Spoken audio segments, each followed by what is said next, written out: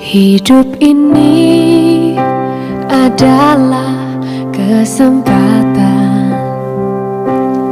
Hidup ini untuk melayani Tuhan. Jangan sia-sia. Shalom pemirsa, sebelum mendengarkan firman Tuhan hari ini, kita sama-sama berdoa. Bapa yang baik yang bertahta dalam kerajaan surga, kami mengucap syukur Tuhan buat berkat yang boleh kami rasakan hingga saat ini.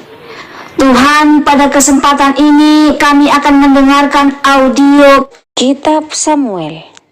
Kiranya firman-Mu ini boleh menjadi berkat bagi kami dan nama Tuhan yang dimuliakan. Kiranya Tuhan memberkati kami dalam kehidupan kami. Mohon ampun dosa pelanggaran kami, karena kami berdoa dalam nama Yesus yang menebus kami dalam dosa. Ketika Saul pulang sesudah memburu orang Filistin itu, diberitahukanlah kepadanya demikian. Ketahuilah, Daud ada di padang gurun En-Gedi.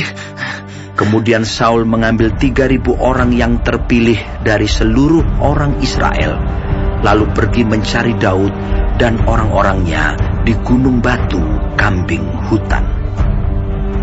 Ia sampai ke kandang-kandang domba di tepi jalan. Di sana ada gua dan Saul masuk ke dalamnya untuk membuang hajat. Tetapi Daud dan orang-orangnya duduk di bagian belakang gua itu. Lalu berkatalah orang-orangnya kepada Daud, "Telah tiba hari yang dikatakan Tuhan kepadamu. Sesungguhnya aku menyerahkan musuhmu ke dalam tanganmu. Maka perbuatlah kepadanya apa yang kau pandang baik." Maka Daud bangun, lalu memotong punca jubah Saul dengan diam-diam. Kemudian berdebar-debarlah hati Daud, karena ia telah memotong punca Saul. Lalu berkatalah ia kepada orang-orangnya, "Dijauhkan Tuhanlah kiranya daripadaku, untuk melakukan hal yang demikian kepada Tuhanku, kepada orang yang diurapi Tuhan, yakni menjamah dia, sebab dialah orang yang diurapi Tuhan." Dan Daud mencegah orang-orangnya dengan perkataan itu. Ia tidak mengizinkan mereka bangkit menyerang Saul.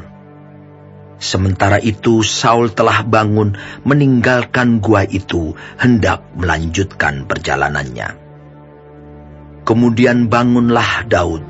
Ia keluar dari dalam gua itu dan berseru kepada Saul dari belakang. Katanya, "Tuanku Raja." Saul menoleh ke belakang.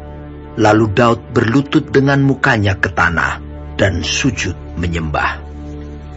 Lalu berkatalah Daud kepada Saul, "Mengapa engkau mendengarkan perkataan orang-orang yang mengatakan, sesungguhnya Daud mengikhtiarkan celakamu? Ketahuilah, pada hari ini matamu sendiri melihat bahwa Tuhan sekarang menyerahkan engkau ke dalam tanganku dalam gua itu.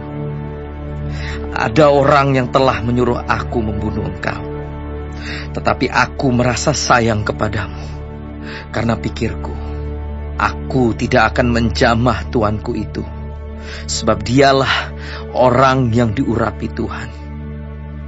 Lihatlah dahulu ayahku, lihatlah kiranya punca jubahmu dalam tanganku ini. Sebab dari kenyataan bahwa aku memotong punca jubahmu dengan tidak membunuh engkau, dapatlah kau ketahui dan kau lihat bahwa tanganku bersih daripada kejahatan dan pengkhianatan, dan bahwa aku tidak berbuat dosa terhadap engkau, walaupun engkau ini mengejar-ngejar aku untuk mencabut nyawaku. Tuhan kiranya menjadi hakim di antara aku dan engkau. Tuhan kiranya membalaskan aku kepadamu, tetapi tanganku tidak akan memukul engkau. Seperti peribahasa orang tua-tua mengatakan, dari orang fasik timbul kefasikan, tetapi tanganku tidak akan memukul engkau. Terhadap siapakah Raja Israel keluar berperang? Siapakah yang kau kejar? Anjing mati, seekor kutu saja. Sebab itu Tuhan kiranya menjadi hakim yang memutuskan antara aku dan engkau. Dia kiranya memperhatikannya, memperjuangkan perkaraku, dan memberi keadilan kepadaku dengan melepaskan aku dari tanganmu. Setelah Daud selesai menyampaikan perkataan itu kepada Saul, berkatalah Saul, "Suaramu kah itu, ya anakku Daud?" Sesudah itu dengan suara nyaring menangislah Saul. Katanya kepada Daud, "Engkau lebih benar daripada aku, sebab engkau telah melakukan yang baik kepadaku. Padahal aku melakukan yang jahat kepadamu.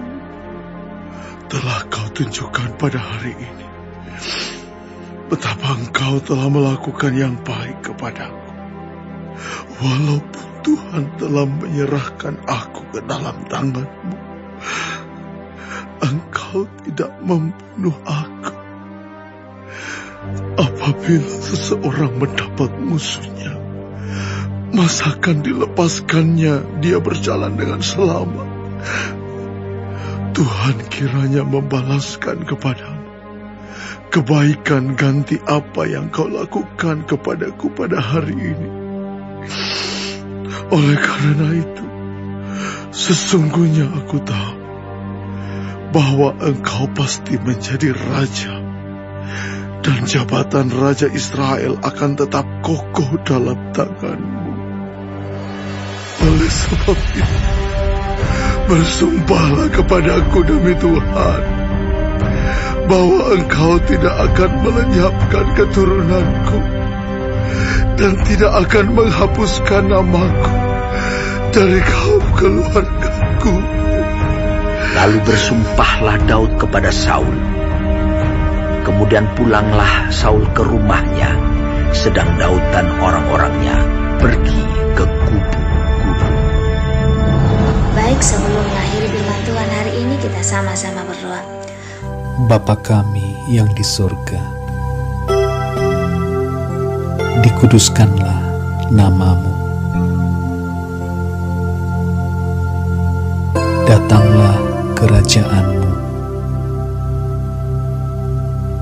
Jadilah kehendak-Mu di bumi seperti di sorga. Berikanlah kami pada hari ini makanan kami yang secukupnya, dan ampunilah kami akan kesalahan kami, seperti kami juga mengampuni orang yang bersalah kepada kami. Dan janganlah membawa kami ke dalam pencobaan, tetapi lepaskanlah kami daripada yang jahat. Karena Engkaulah yang empunya kerajaan dan kuasa dan kemuliaan sampai selama-lamanya. Amin.